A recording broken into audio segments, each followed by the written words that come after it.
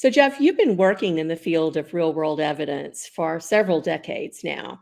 What do you think are some of the biggest challenges that our industry is grappling with right now that are going to affect how we do this kind of research in the next 5 to 10 years?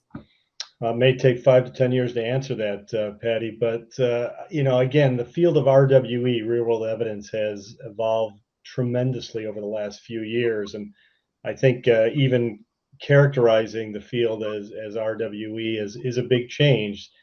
The roots of real world evidence are in health economics, outcomes research. That field has evolved quite a bit over the 100 or so years since the both of us have been involved in the area. But I think the biggest challenge is that it is now a concept that is spanning the entire continuum of clinical development and commercialization of medical products and devices, drugs and devices. I think there's a lot of challenging of comfort zones of the concept of real world evidence. People are involved in the field of real world evidence that really hadn't been involved in generating and accessing data for the use of real world evidence before. And so education is really critical. I think methodologies are improving for how we generate data, how we access data, how we generate evidence. But exactly what the value, what the if you will, the ROI of RWE is something that I think we need and to really ultimately achieve the benefits that we can of this whole field of RWE.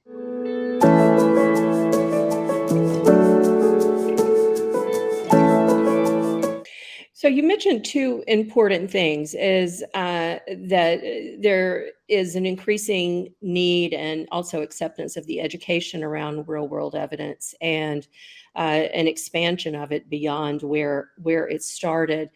With operationally, you work with so many different pharmaceutical companies. How are these biopharma organizations changing operationally to better deploy real world evidence? Yeah, great question, Patty. And of the multitude of companies I work, got a monopoly on the right way to do it.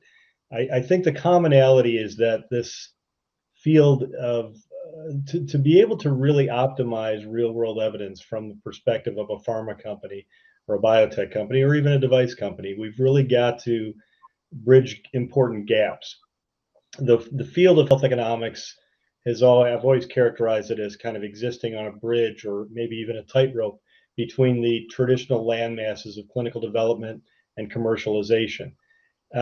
Medical affairs is a great place to be these days. I think it's always been that bridge between clinical and commercial, but increasingly we've got to be able to walk that bridge and ensure that we're serving everybody on both sides of the bridge.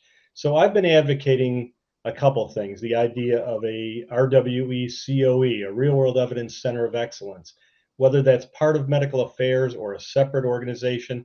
I kind of fall off that same bridge in terms of it being a separate organization, because it's got to serve everybody on that continuum from clinical development all the way through commercialization. Access to data has got to be optimized. Partnerships from pharma companies with data providers and with the people that can help generate real world evidence through prospective research. This has all got to be optimized. Again, as you've heard me say once or twice before, this is a different animal. It needs to be operationalized differently, needs to be conceptualized, valued differently. So I've advocated this center of excellence. I've also advocated a new title called a chief evidence officer, someone that can really ensure that we're serving the entire organization, whether it's to expedite clinical development by virtue of access to data or by ensuring the studies are really developed to be optimized for patient centricity, for diversity, for all these factors that are unique in the real world as opposed to the world of randomized clinical. Again, I haven't seen a company that really has knocked it out of the park as far as how they're shifting organizationally, but all of them I've seen are starting to figure out exactly what works best in their organization. Some of the large pharma companies are a little bit quicker in it, and they've got more resources than some of the smaller biotechs, but I can't think of any C-suite executive that's not thinking about exactly how to optimize RWE these days.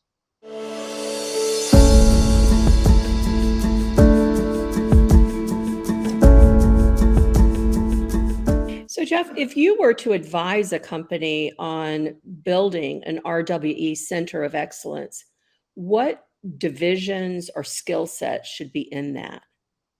Again, a great question, Patty. When you say divisions, what are you talking about?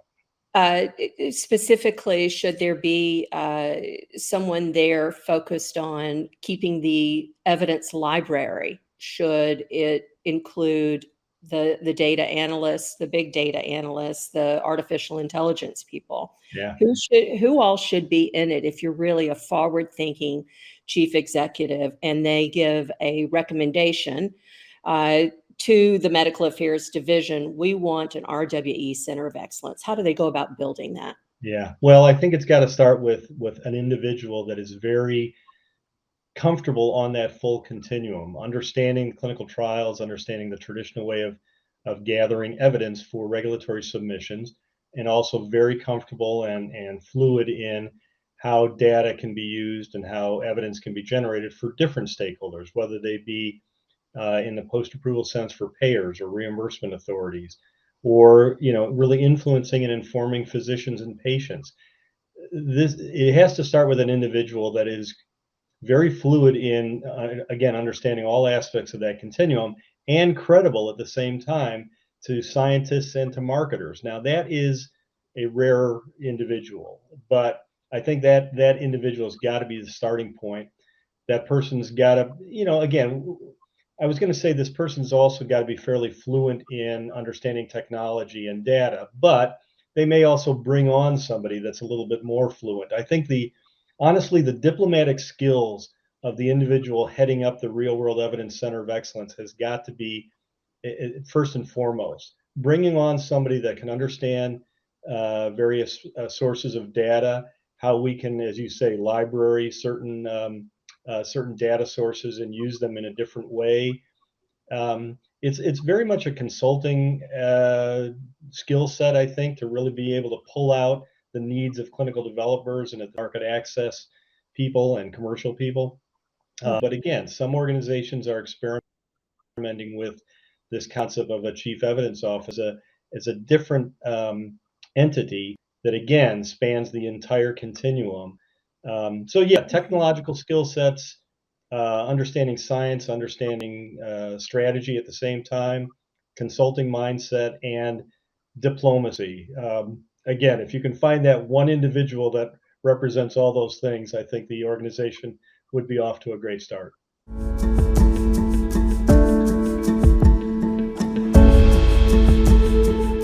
I'm going to refer a little bit to my notes here because I want to make sure that I get some of these numbers right. But I just read, Jeff, a systematic literature review that had been published that evaluated the FDA approvals that contained real world evidence. And the data were from January 2019 through June 2021, so 2.5 years essentially.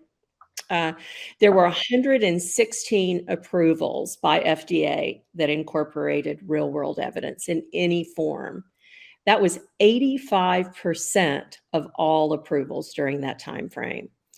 And 88 of those, so the strong majority, it was used to demonstrate effectiveness or safety. And 38 of 116 ended up in the labels. Given that, I think there's no question that real world evidence has landed from the regulatory perspective. But what is on your wish list to attain more widespread utilization of real world evidence to change decision making?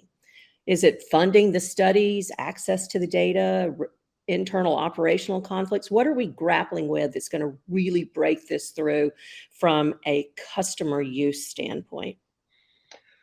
It's probably a multitude of things, Patty, but I think the first thing that springs to mind is, again, it's as you say, it's 85 or 90% of submissions are now including some aspect of RWE. I'm not sure there's, again, any company out there that says we know exactly how to use it. We know what the return on investment of using RWE is. I think more and more organizations are comfortable that there is a place for real world evidence and real world data within the regulatory submission process. That's pretty radical. That's not something Mhm. that we saw. I think your survey said 2019. I don't think we went much before that as far as seeing real world evidence being used as part of the submission process. But I think more and more as an industry, we need to really quantify the value of that. And if it's as simple as, well, I'm using data to replace a placebo, I'm using a simulated control from real world data, that should be fairly tangible as far as the cost that can be avoided in more of the traditional randomized clinical trial. And I'm not saying that RCTs are going to go away, but there may be great opportunities to expedite product development, and that's certainly behind what the FDA was all about in the 21st Century Cures Act.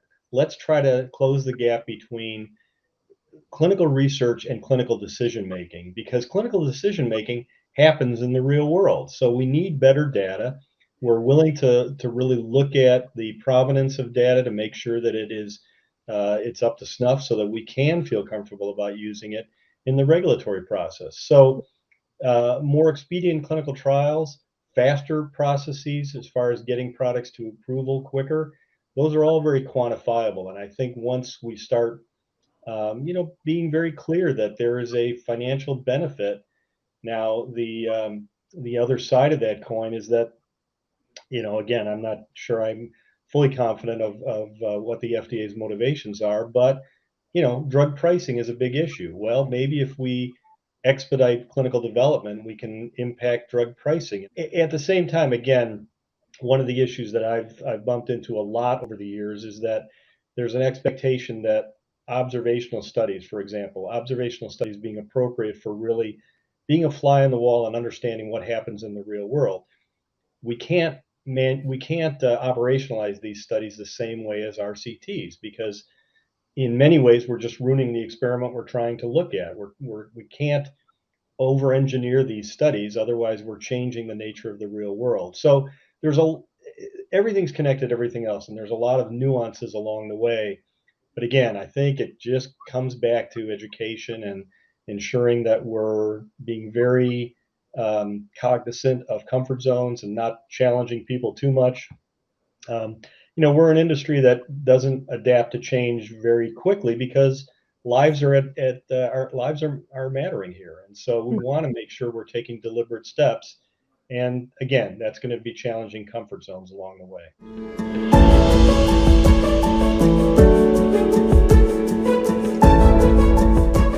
So, Jeff, when you work with clients, it's my understanding that the FDA has really encouraged early conversations with manufacturers to discuss what their intention is with real world evidence, as well as to give them early feedback so that their approaches end up attaining the objectives that they hope when it's submitted for approval. Tell me just a little bit about your experiences in interacting with both clients and FDA in these early discussions. Yeah, well, it pops into my head a couple of really important things, Patty. First of all, we 1000% endorse the idea of early discussions, and having those discussions being very well educated and informed discussions. Again, let's make sure that our clients are looking at the guidances, are very well aware of what the FDA expects as far as if they are the subject of the real world evidence. So early discussions, informed discussions, making sure the people that are doing the discussing really again understand the nuances between the 18 wheeler and the Tesla so that they can, as appropriate, flip back and forth between, okay, here's what we would do if this was a randomized clinical trial. Here's what we're not doing because this is more of a real world evidence context. Uh, so that's critical. Again, 1,000 times it goes back to education and ensuring that we're saying the right things. I've got a list of people that contribute to my $5 fund whenever somebody says observational trial, for example. trial has a specific connotation, and observational study, I would say, is more important, more appropriate. I'm probably being overly anal retentive here, but I think terminology and appropriate lexicon really helps ensure that the parties on both sides understand that you get it. The other thing that I think is important is that real world evidence may not always be with the regulatory submissions in mind or regulatory authorities.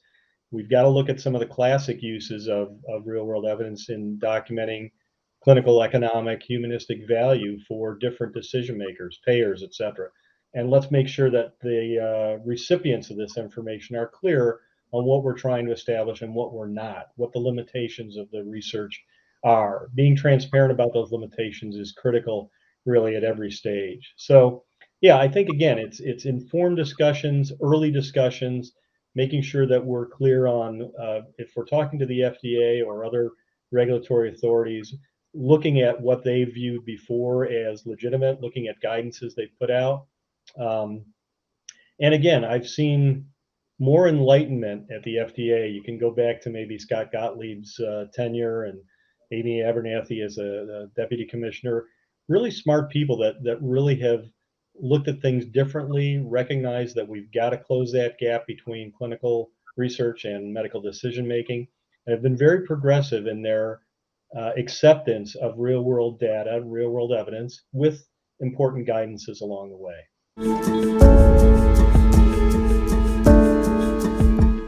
So in your decades of performing observational studies, Centuries, not just decades. what have you learned that patients can offer us that you didn't think that they could offer us, let's say 20 years ago? That I've spoken to so many real world evidence researchers that have I think gotten an education from patients as a result of the COVID pandemic, of just how essential and knowledgeable they can be about their own condition. And these are very, very experienced researchers, but yet they were in a learning mode of, in fact, patients know a lot more than we often think that they do. But what have you learned over the last several years about patient research? Well, uh, patients are just fundamentally important. I mean, again, you think about it, it's like the patient perspective. Why hasn't that been as valued as it is today? Why isn't it part of labeling that patients have a preference or their activities of daily living have been enhanced? Um, I think part of it is just the dialogue between researchers and patients, and even physicians and patients. Quality of life research, patient reported outcomes, activities of daily living haven't necessarily been systematically captured in routine medical care. And I had a conversation about a year ago or so with the head of the electronic medical record organization, and I said, "Come on, why can't we systematically capture quality of life information? You would think that between the standard routine visits that a patient sees with their physician, that if they're spiking in some certain way or if they're having some issues that really would register on a validated quality of life instrument, that the doc would really want to know about that, because what matters to the patient is of paramount importance." And the EMR exec, tried to convince me that that is part of their routine system, but I haven't seen it yet. I think more and more when clinicians push the idea of ensuring that we're capturing patient-reported outcomes on a systematic, routine basis, one, it'll make observational research easier and much more naturalistic. Right now, we do observational studies. I've used the word observational, that are generally fly on the wall from the clinician standpoint, but we always have to do something a little bit non-routine from the patient standpoint. It's not part of routine medical care that they would fill out a questionnaire every 3 months or every 6 months. But that data is valid and vital alongside of clinical outcomes assessments, alongside of any other ways to really determine if a drug works. If a drug works and patients are miserable, that's kind of an issue that we need to deal with. So, again, I don't think it's a major revelation that in my career that patients' perspectives are of vital importance. I think the power of patient advocacy has grown over the last decade, such that the patient voice really needs to be heard and is valued, and there are validated instruments to capture it. I think part of it's also interpreting some of those validated results. The difference between a 1 and a 5 on any particular analog scale, it's got to mean more than just a numeric difference. It's got to have some clinical and patient-centered significance. So I think, again, if I've said it once or twice before, education is another big part of it. So you just alluded to something that in your prior answer that got my wheels turning. Can you ever see a day that all drug labeling will have a section of patient-reported outcomes in it?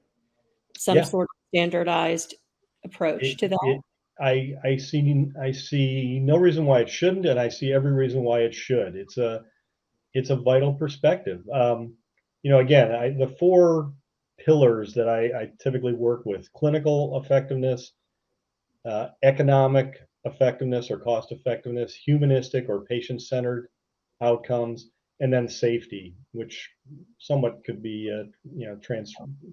amongst all of them. But clinical outcomes are obviously the critical component of drug approvals these days. Does the drug really work? Does the patient react in the way we hope? Are they miserable? I mean, this is a factor that a clinician prescribing a particular drug must have in their heads.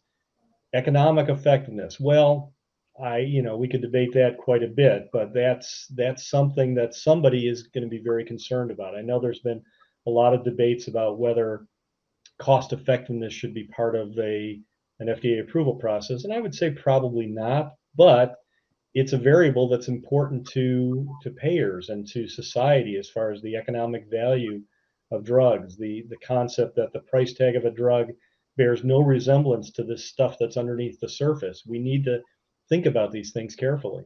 But long-winded answer to your question, Patty, I think it's absolutely essential that the patient perspective be part of labeling.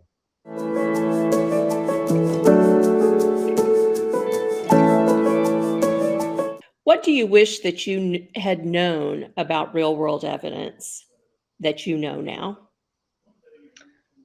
I wish I had taken more psychology courses. Now, that's going to sound like a weird answer, but again, we're challenging people's comfort zones. The people that are now responsible for, let's say, a regulatory submission, that have been used to submitting randomized clinical trial data, now have to figure out what's all this real world evidence stuff, and it just challenges my comfort zone.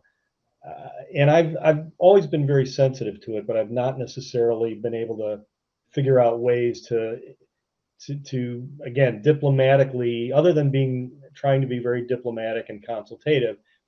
I wish there were ways to really crack that nut a little bit better, embrace people's comfort zones, and try to make them understand that this is a different animal entirely. So yeah, I think methodology wise, we're all making some really good progress here, but it's still, what's the technical term? Still freaks people out. And I think if I had maybe taken some better psychology courses, I would have known Mhm. how not to freak people out as much.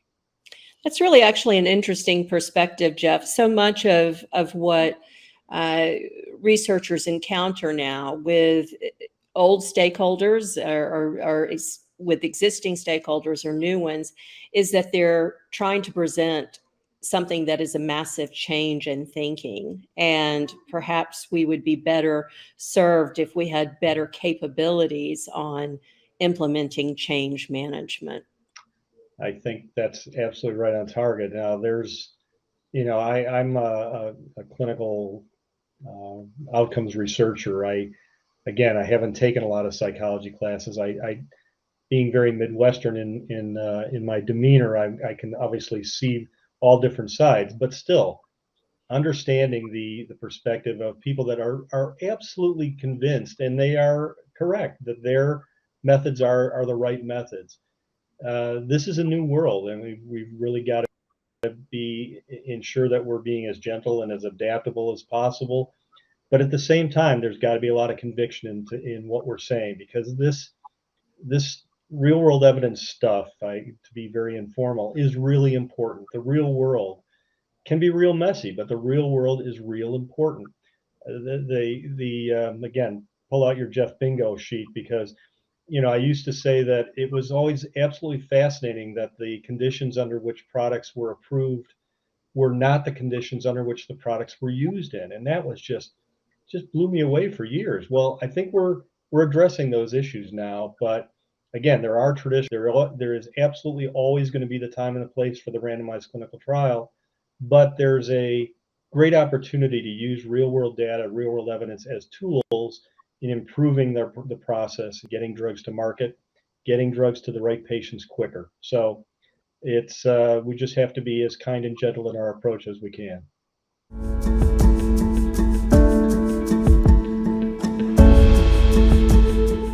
If you were to list one area that real world evidence has been used and has really improved patient outcomes, really the shining star of real world evidence research, what would that be? Uh, I think we got a bad connection here, Patty. I don't have an answer. Okay. I've not seen.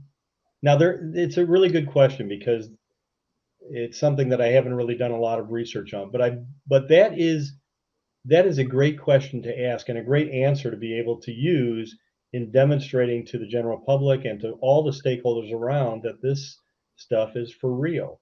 Hmm. Um, so I don't really have a great answer for that. I don't know that real world evidence is going to trump evidence coming out of an RCT as far as drug efficacy. But as far as it being used in the real world with patients that would have been excluded perhaps from clinical trials, it's vital. It's of vital importance. So we need those examples. I'm embarrassed that I don't have one for you. Many years ago, I began my career as a product manager in organ transplant. And it was that particular job that eh, that increased my interest in health economics, because I was managing Sandimmune or cyclosporin, which was the most expensive drug in the world at the time. It was being sold for the extremely high price of $8,000 a year. And, Congress had the foresight, because transplant was reimbursed by Medicare, had the foresight to request that any transplant patient, that their outcomes be monitored. It wasn't said that way, but there was essentially an organ transplant registry set up, probably one of the earliest examples. And it was through that research, when I was a product manager, that we began seeing that clinicians were lowering the dose on a milligram per kilogram basis for patients in order to save money. And then we began seeing rejections of those organs at a higher rate than was anticipated, than our clinical trials demonstrated. And so we were able to utilize that registry, and through chart review, the old antiquated approach to prior to EMRs, through chart review, we were able to see that those that were rejecting were falling below a threshold of dosage. And through that, we then used it to run a clinical trial to demonstrate appropriate dosing.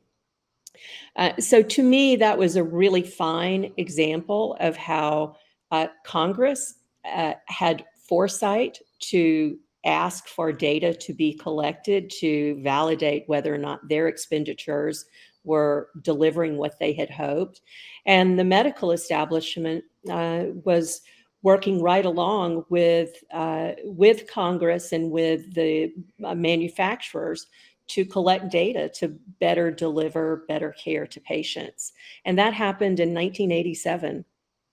Well, that's a great example, Patty, and I think again it just points out that there are a lot of people involved here. There's governmental authorities, there's regulatory authorities, there are payers, there are clinicians, there are patients, and I will say that the common thread of every pre and post approval observational study and registry that I've done over the years, and there's been, one or two, is that we are looking to develop evidence, be able to really put things in perspective. Again, the price, we're typically not capturing pricing information per se, but we're capturing information that could provide perspective on the price tag, on appropriate use versus, again, what lies beneath the surface, the implications of inappropriate dosing or inappropriate uses.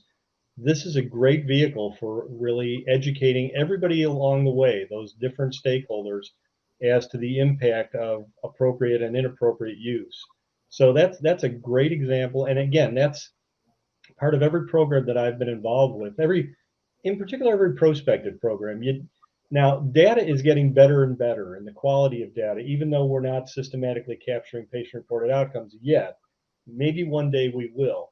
But right now, the quality of data is pretty good. But you can't, what I tell a lot of clients is you can't engage with a database. And if your goal is to engage with clinicians, really inform them what's going on, there's really no better way to do it than a prospective initiative that engages them, that really allows them to roll up their sleeves and better understand how they're stacking up their performance and using a particular product, or a patient's performance is stacking up relative to the aggregate. Clinicians, only see what's in their practice, and frankly, not all that systematically either these days. This is just an aside, but I'm also really encouraged with the importance of real world evidence in addressing some of our limitations that clinical trials have with respect to diversity and equity. I think that's a really important contribution to the field of medicine. So It's huge, and again, I don't want to be cavalier or diminish the importance of it. It's of critical importance. We need to, whenever we're doing a study, we should be cognizant of epidemiology, and we should also be cognizant of the limitations I mean, again, access to medicines and access to treatment is something that we really should encourage to be as inclusive and equitable as possible. So, as I mentioned before, there are a lot of reasons why certain patients would be excluded from a randomized clinical trial. They're too noisy. They maybe have all sorts of comorbidities and using concomitant meds. But the reality is that is the real world. Jeff, I've always thought of you as a visionary. You've been doing some really progressive work for 35 or almost 40 years now, and so I'm really excited to ask you to put on your futuristic hat and tell me, what are you most excited about in the whole field of healthcare that no one's talking about, or that we're not talking about enough?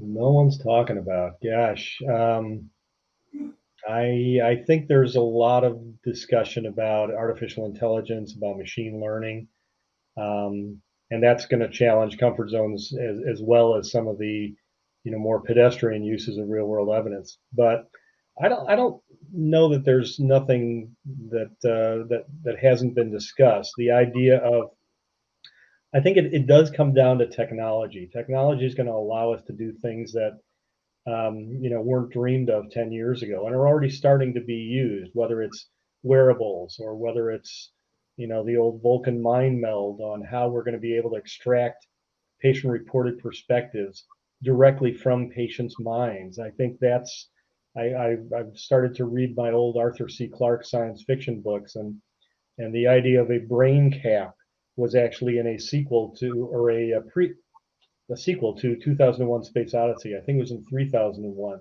The idea that when kids are born, they're fitted with a brain cap that allows them to access learning and to transmit information.